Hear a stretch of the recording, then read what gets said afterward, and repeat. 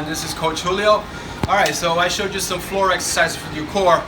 Core exercises wouldn't be complete without doing farmer's walk. Very important, and depending on how you load, contralateral in front of you, overhead, that's how we're going to recruit the muscles and challenge them. So let's get started.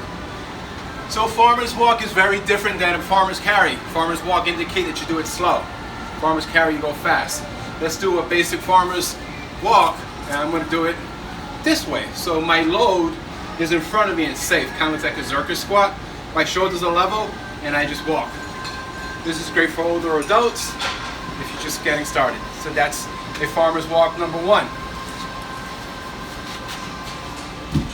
Here's a different variation with a kettlebell heavier. Okay, so let's change where the load is positioned. Now I'm going to have it by my side. So I start to walk. My shoulders should stay leveled. My chest is up. I have my navel drawn in. It's about 20 paces, by the way, you should do. Number two, you can do it with an overhead. Again, you can do like a waiter press. I do this side. So I'm walking. You want to change the lever, you can do it this way. What am I looking for? I'm making sure your shoulders are leveled.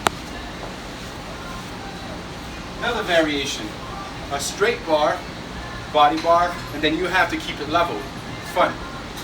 So I'm walking, it's leveled, shoulders are leveled. It looks easier than it is.